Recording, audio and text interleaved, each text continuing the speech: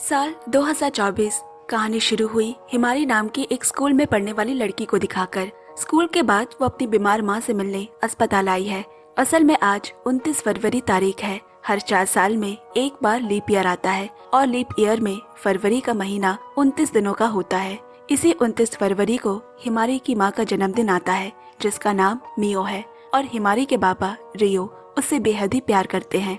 दिखाया गया कि रियो डॉक्टर से बात करने बाहर गए हैं। तब मियो ने हिमारी से पूछा, तुम मुझे देखकर चिंतित लग रही हो, क्यों? हिमारी बताती है, मेरे बचपन का दोस्त किंजो मुझे पसंद करता है, लेकिन मुझे समझ नहीं आ रहा कि क्या करूं। तब उसकी माँ ने उसे एक खास बॉक्स के बारे में बताया, जिसे उसने घर में संभाल कर रखा है। उसने हिमारी से वो बॉक्स ले आने को कहा।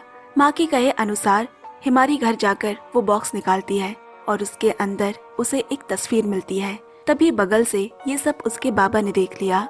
फिर उसके बाबा ने उसे पास बिठाकर कुछ बातें करना चाहा। उन्होंने कहा, तुम्हारी माँ की तबीयत ज्यादा अच्छी नहीं है। मैं चाहता हूँ कि उसके आखिरी समय में हम उसे थोड़ा खुश रखें। तुम टोक्यो जाकर इस सीडी को उस तस्वीर वाले आदमी तक पहुँचा दो। देर मत करो, अभी निकल जाओ। हिमारी ने देखा कि सीडी पर 366 डेज लिखा हुआ है। इसके बाद अब कहानी अतीत में चली गई।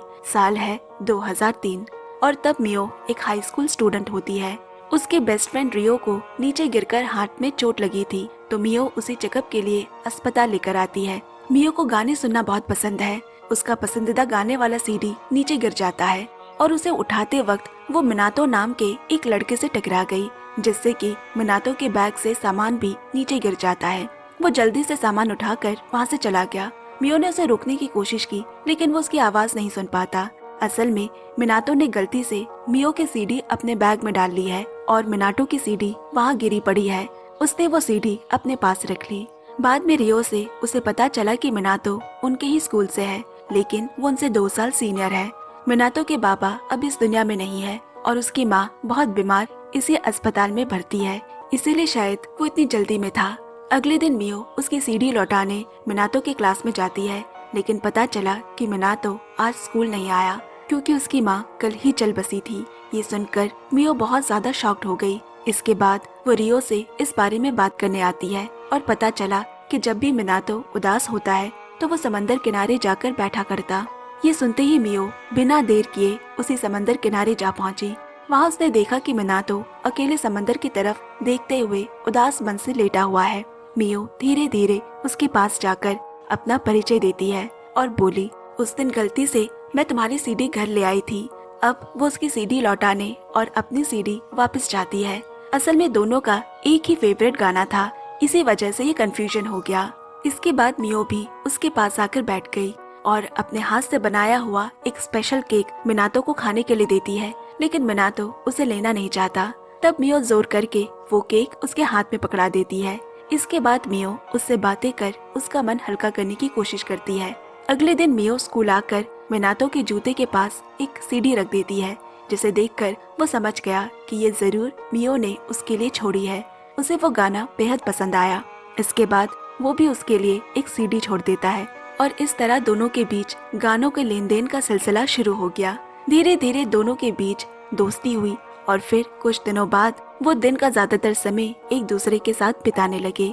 उनका स्कूल समंदर के बहुत पास था, इसीलिए छत पर जाने से समंदर दिखाई देता था। एक दिन दोनों बातें करते करते उस खूबसूरत नज़ारे का आनंद उठा रहे होते हैं। मियो ने पूछा, ग्रेजुएशन पूरा करने के बाद तुम क्या करना चाहते हो? यानी कि वो क्या बनना चाहता है? मिनाटो बोला, मेरा सपना म्यूजिक प्रोड्यूसर बनने का था और इसके लिए वो टोक्यो जाने की सोच रहा था, लेकिन अब वो समझ नहीं पा रहा कि उस फैसले पर कायम रहेगा या नहीं। मियो ने उसे हौसला देते हुए कहा, मुझे पूरा भरोसा है कि एक दिन तुम बहुत बड़े म्यूजिक प्रोड्यूसर बनोगे। ऐसे ही बातें करते करते उनका एक बहुत ही अच्छा दिन बीत जाता है।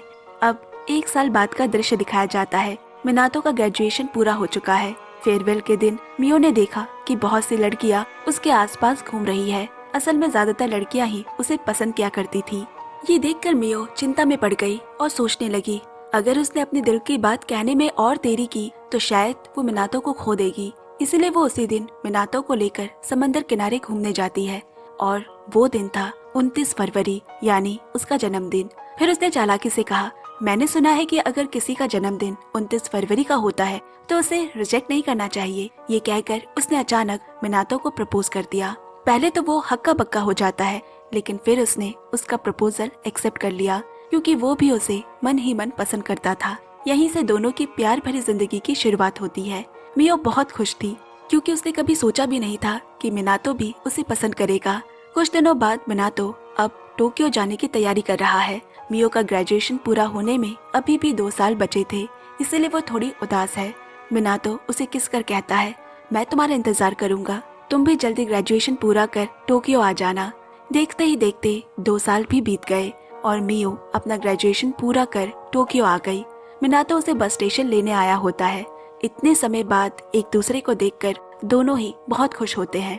अगले दिन मियो मिनातो से मिलने यूनिवर्सिटी गई, जहाँ वो देखती है कि मिनातो कासुमी नाम की एक लड़की के साथ खूब बातें कर रहा है। आसपास की लड़कियां कह रही है दोनों बहुत अच्छे दोस्त हैं और शायद एक दूसरे को डेट भी कर रहे हैं। ये सुनकर मियो को अंदर से बहुत दुख पहुंचा। अब शाम को तीनों एक रेस्टोरेंट पे डिनर करने जाते हैं, जहाँ मियो ज्यादा ही ड्रिंक कर मिनातो के कंधे पर ही सो जाती है। लेकिन मिनातो इससे जरा भी गुस्सा नहीं हुआ। लेकिन बाद में मियो नाराज होकर मिनातो से खूब झगड़ा करती है क्योंकि उसे उसका कुसुमी के साथ उठना बैठना बिल्कुल पसंद नहीं। तब मिनातो उसे मुस्कुराकर कहता है, जैसा तुम सोच रही हो वैसा कुछ भी नहीं है। असल में कासुमी सिंगर बनना चाहती है और वो सिर्फ उसकी मदद कर रहा है। ये सुनकर मियो को अपनी गलती का एहसास हुआ और तभी उसने उससे माफी भी मांग ली। अब मिनातो हल्की सी मुस्कान के साथ मियो का हाथ पकड़कर चलने लगा। इसी तरह उनके दिन बीतते रहे। वो कई खूबसूरत जगहों पर साथ घूमने जाते हैं, साथ में वक्त बिताते हैं और एक दूसरे को और बेहतर समझने लगते हैं। ऐसा लगता है जैसे यही दिन उनकी जिंदगी के सबसे खूबसूरत पल हो। इसी तरह एक और साल गुजर गया। अब दोनों एक अपार्टमेंट किराए पर लेकर साथ रहने लगे हैं। वो दिन 2008 का 29 फरवरी था, यानी मियो का जन्मदिन। मिनातो उसे एक खास फूल का पौधा तोहफे में देता है जो उसकी माँ को बेहद पसंद था और जिसकी खुशबू से उसकी बचपन की कई यादें जुड़ी हुई थी। इसके बाद मिनातो उसे घुमाने के लिए बाहर ले गया। मियो अपने जन्मदिन के मौके पर मिनातो से एक वादा करने को कहती है और वो वादा ये होता है कि उसके अगले जन्मदिन पर मिनातो उसे अपना बनाया हुआ एक गाना सुनाएगा। मिनातो भी उसे चूमते हुए उससे वादा करता है। दोनों अपना ये दिन बहुत ही खूबसूरती से बिता रहे थे और देखते ही देखते एक और साल गुजर गया। आज के दिन मिनातो एक म्यूजिक कंपनी में नौकरी कर रहा है, लेकिन इसके साथ साथ वो अपने गाने लिखने के सपने को भी धीरे धीरे आगे बढ़ा रहा होता है। वो मियो के लिए एक गाना लिख रहा था। दूसरी तरफ मियो भी नौकरी ढूंढ रही होती है। उसने मिनातो को पहले ही बताया था कि उसका सपना एक इंग्लिश ट्रांसलेटर बनने का है, क्योंकि उसकी माँ भी ये काम किया करती थी और वहीं से उसे इस काम से लगाव हो गया था। मियो ने कई कंपनियों में अपना रिज्यूमे भेजा है, लेकिन ठीक से देखने पर पता चला कि किसी भी कंपनी में उसकी नौकरी नहीं लगी है। असल में टोक्यो में इस तरह की कंपनियों में नौकरी मिलना बहुत मुश्किल होता है। फिर उसने थोड़ा और सर्च किया और पाया कि उसे अपने ही शहर यानी ओकिनावा में ऐसी नौकरी मिल सकती है। इसी बीच मिनातो भी ऑफिस से लौटा और लैपटॉप पर किए गए सर्च देखकर वो समझ गया कि मियो को नौकरी नहीं मिली है। उसने मियो से पूछा अब वो क्या करेगी, क्या उसका सपना पूरा नहीं होगा। मियो ने इस बारे में ज्यादा कुछ बात नहीं की और खाना बनाने का बहाना करके किचन चली गई।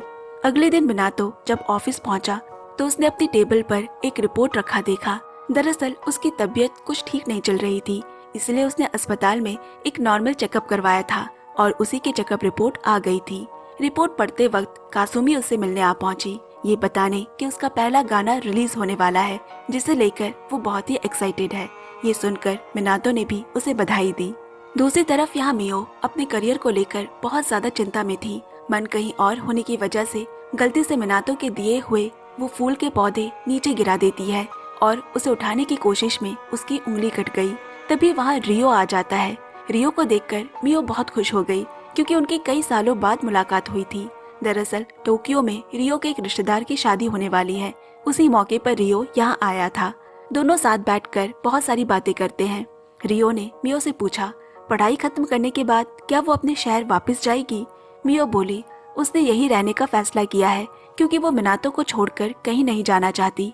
अब रात में जब मिनातो ऑफिस से घर लौटा तो मियो ने देखा कि वो बहुत ज्यादा थका हुआ लग रहा है, मतलब कि वो किसी न किसी बात को लेकर बहुत ज्यादा परेशान है। उसने मियो से फिर पूछा क्या उसे नौकरी मिली कि नहीं। मियो ने उसे बता दिया कि वो ओकिनावा जाकर नौकरी नहीं करेगी क्योंकि वो मिनातो को छोड़कर नहीं जाना चाहती। उसका सपना है कि वो पूरी जिंदगी मिनातो के साथ बिताए। तब मिनातो ने उसे कहा, जैसा तुम सोच रही हो वैसा जरूरी नहीं कि हो ही। दो लोग पूरी जिंदगी साथ रहेंगे इसकी कोई गारंटी नहीं होती। इसके अलावा वो नौकरी तुम्हारा सपना है, उसे इस तरह छोड़ देना बिल्कुल भी ठीक नहीं है। ये सब कहकर वो बाहर चला गया और इधर मिनातो की बातों से मियो बिल्कुल सन्न रह गई, जैसे किसी सदमे में वो पत्थर की तरह जम गई हो। लेकिन अगले दिन मिनातो उसे एक रेस्टोरेंट में डिनर पर ले जाता है। कल उसने उसके साथ थोड़ा बुरा बर्ताव कर दिया था, इसीलिए आज उसका मन ठीक करने के लिए उसे यहाँ लाया है। यहाँ दोनों बहुत अच्छा समय बिताते हैं। इसके बाद घर लौटते समय दोनों पैदल चलते हुए बातें कर रहे होते हैं। बहुत दिनों बाद इतना अच्छा समय साथ बिताकर दोनों बहुत ही खुश थे। लेकिन अचानक मिनातो उससे बोला कि वो अब इस रिश्ते को आगे नहीं बढ़ा सकता, वो ब्रेकअप चाहता है। ये सुन मियो पूरी तरह हैरान मिनातो की तरफ देखने लगी। मिनातो कभी ऐसा कहेगा उसने कभी इसकी कल्पना भी नहीं की थी। लेकिन वो ब्रेकअप क्यों कर रहा है इसका कोई जवाब नहीं देता, बस सिर झुकाकर हर चीज के लिए माफी मांगता है। इस घटना से मियो पूरी तरह से टूट गई। इसके बाद दिखाया गया कि वो मिनातो की चीजें समेट रही है। अगले दिन पार्क में जाकर मिनातो से मिल उसने उसकी सारी चीजें लौटा दी। वो मिनातो को एक गाने की सीडी देना चाहती थी, लेकिन उसने लेने से मना कर दिया और कहा अगर उसने ये ले ली तो वो चाह कर भी उसे कभी भुला नहीं पाएगा और ये यादें उसे बार बार दर्द देंगी। इतना कहकर वो चला गया। मियो उसके इस ठंडे बर्ताव से अंदर ही अंदर पूरी टूट गई और फूट फूट कर रोने लगी। अब मिसो वापस अपने शहर ओकिनावा लौट आई और सबसे पहले वो अपने बेस्ट फ्रेंड रियो से मिलती है। रियो से देखकर बहुत खुश हुआ। फिर मियो ने उसे सारी बात बताई कि मिनातो बिना किसी वजह उससे ब्रेकअप करके चला गया है। मियो ने एक और चौंकाने वाली बात बताई कि वो बहुत जल्द मिनातो के बच्चे की माँ बनने वाली है, यानी कि वो प्रेग्नेंट है। इस बारे में मिनातो को अभी कुछ भी नहीं पता। मियो फैसला करती है कि वो इस बच्चे को दुनिया में लाएगी, लेकिन पिता की पहचान बताए बिना वो अपनी पहचान से ही इस बच्चे को बड़ा करेगी, साथ ही अपने जॉब के सपनों को भी पूरा करेगी। जब मियो ने अपने माँ बाबा को इस बच्चे के बारे में बताया तो वो बहुत गुस्सा हो गए और बच्चे के पिता के बारे में पूछते हैं, लेकिन मियो चुप रही। तभी माहौल को शांत करने के लिए अचानक रियो बोला कि वो इस बच्चे का पिता है और उनसे माफी मांगी। असल में रियो और मियो बचपन से ही बहुत अच्छे दोस्त हैं और मियो के माँ बाबा रियो से बहुत प्यार करते थे, इसीलिए बस थोड़ा सा ही नाराज होकर वो अपने कमरे में चले गए। अब दोनों यहाँ चलते हुए बात करते हैं। ऐसी हालत में बच्चे के पिता की जिम्मेदारी अपने ऊपर लेने के लिए रियो ने मियो से माफी मांगी। मैं तुम्हें कभी दुखी नहीं देख सकता और कभी नहीं चाहता कि तुम्हें कोई तकलीफ हो। और उसने ये भी साफ साफ कह दिया कि वो उसे पसंद करता है। इसके बदले मियो उसे पसंद करे या ना करे, वो उसे जिंदगी भर प्यार करता रहेगा। यहाँ दूसरी तरफ दिखाया गया कि मिनातो एक अस्पताल में भर्ती है। वहाँ उससे मिलने कासुमी आई है और उसने बताया कि कुछ दिनों बाद उसका पहला गाना रिलीज होने वाला है। वो चाहती थी कि उसका पहला गाना मिनातो के साथ मिलकर रिलीज हो, लेकिन वो तो बीमार होकर अस्पताल में भर्ती है। तब मिनातो को अपने अतीत की बातें याद आती है। जब उसकी माँ बीमार थी वो रोज अपनी माँ से मिलने आया करता था और उसकी माँ जानती थी कि उसका सपना म्यूजिक प्रोड्यूसर बनने का है। उसकी माँ उसे बहुत सपोर्ट किया करती थी। एक दिन उसकी माँ ने कहा, मुझे इस बात का बहुत अफसोस रहेगा कि तुम्हारा बनाया पहला गाना मैं कभी सुन नहीं पाऊंगी।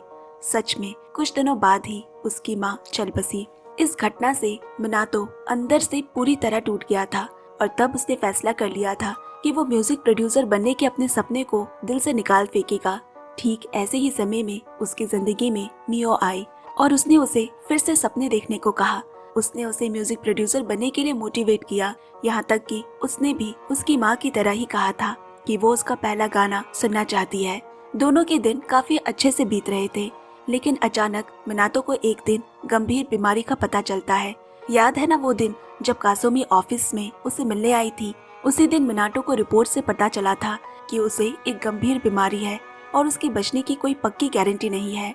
इसके बाद ही उसने मियो से ब्रेकअप करने का फैसला किया, क्योंकि वो जानता है कि अपने किसी करीबी इंसान मौत के इंतजार में खो देना कितना दर्दनाक होता है। वो नहीं चाहता था कि उसकी तरह मियो भी ऐसे डिप्रेशन से गुजरे। हालांकि अंदर ही अंदर वो भी बहुत दर्द में था, लेकिन उसने मियो को ये एहसास नहीं होने दिया। ये सब सोचकर उसका मन बहुत उदास हो जाता है। एक दिन उसका एक दोस्त उसे मिलने आया। जो उसी ऑफिस में उसके अंडर काम करता था। मिनातो मियो के लिए जिस डायरी में गाने लिख रहा था वो दरअसल ऑफिस में ही भूल गया था, वही लौटाने वो आया था। साथ ही उसने कहा, मियो के लिए जिस गाने का वादा किया था उसे भूलना मत, बीमारी से लड़ो और अपने सपनों को भी पूरा करो। अब सीधा साल 2011 का एक दिन। मिसो अब एक कंपनी में नौकरी कर रही है और अपनी बेटी हिमारी के साथ अपने बाबा के घर में रहती है। रियो हिमारी को अपनी बेटी की ही तरह प्यार करता है और मियो का भी पूरी तरह ध्यान रखता है। कभी कभी जब मियो का मन उदास हो जाता तो वो समंदर देखने चली जाती। तब रियो उसका मन हल्का करने के लिए उससे बातें करता, स्कूटी पर घुमाने ले जाता और मियो का दिल इससे काफी हल्का हो जाता। ऐसे ही उनके दिन बीतते रहे और देखते देखते एक और साल गुजर गया, यानी अब साल है 2012। मिनातो इस साल के इलाज के बाद अब बिल्कुल ठीक हो चुका है और आज ही उसे अस्पताल से छुट्टी मिली है। कासुमी उसे लेने आती है। दोनों सड़क पर चलते चलते बातें कर रहे हैं। कासुमी ने बताया कि अब उसे अच्छे गाने के ऑफर मिलने लगे हैं और ये सब उसी की वजह से ही संभव हुआ है, इसीलिए वो उसका धन्यवाद करती है और साथ ही ये भी कहती है कि वो उसे बहुत पसंद करती थी। पहले दिन से ही वो उसे प्यार करने लगी थी, लेकिन मियो के साथ उसे देखकर वो समझ गई कि वो मियो को कितना चाहता है, इसीलिए उसने अपने दिल की बात दबा ली। अब वो किसी और को डेट कर रही है। फिर उसने मिनातो से पूछा, क्या उसे मियो से किया वादा याद है? मिनातो कहता है, बिल्कुल याद है। अस्पताल में रहते हुए उसने मियो के लिए गाना पूरा लिख लिया है। अगले दिन वो ओकिनावा आया। अपने वादे के मुताबिक पहला गाना मियो को सुनाना चाहता है। यहाँ अब मियो के बाबा ने रियो को लगभग अपना दामाद मान ही लिया है। इतने सालों तक उसकी बेटी और नातिन का अच्छी तरह से ख्याल रखने के लिए उसका धन्यवाद भी करते हैं। यहाँ तक कि ये भी तय हो चुका था कि अगले ही दिन उनकी शादी है। उस वक्त मिनाटो भी वहाँ मौजूद था और ये सब सुनकर उसे बहुत दुख हुआ। जब वो वापस जाने लगा तो रियो ने उसे देख दौड़कर उसे रोका और गुस्से में पूछा, तुम इतने दिनों तक कहाँ थे और अब अचानक ऐसे वक्त पर क्यों आए हो? क्या तुम्हें पता नहीं था कि मियो प्रेग्नेंट थी? उसने तुम्हारी वजह से बहुत तकलीफें झेली है।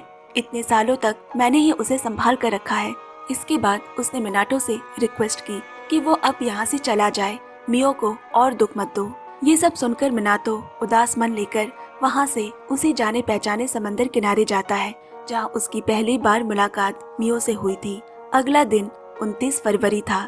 मियो एक टेप रिकॉर्डर में कुछ बातें रिकॉर्ड करती है और फिर उसे मिनातो के घर के पोस्ट बॉक्स में डाल आती है। उधर मिनातो टोक्यो जाने वाला था, तभी उसके मन में आया कि कम से कम आखिरी बार मियो से बात कर लेनी चाहिए। इसीलिए बीच रास्ते में बस से उतरकर मियो की ओर वो दौड़ लगाता है, लेकिन वहाँ पहुंचकर देखा कि मियो की शादी रियो से हो रही है और दूर से उसने हिमारी को भी देख लिया। ये दृश्य देखकर उसका दिल भारी होने लगा। तभी मियो और रियो को वहाँ आते देख उसने खुद को छिपा लिया, क्योंकि उसने मियो को कभी इतना खुश नहीं देखा था और वो उसकी ये खुशी छीनना नहीं चाहता था। वो दिल में ढेर सारा दर्द लेकर फिर से लौट आया। इसके बाद उसने कभी भी मियो से कांटेक्ट करने की कोशिश भी नहीं की। अब कहानी फिर आज में आती है, यानी साल 2024। हिमारी वो सीडी लेकर टोक्यो आ चुकी थी और मिनाटो को ढूंढ रही थी, लेकिन इतने बड़े शहर में उसे ढूंढते ढूंढते वो थक कर एक जगह बैठ गई। तभी वहाँ उसका दोस्त किंजो को वो देखती है। उसे देखकर हिमारी बहुत खुश हो गई।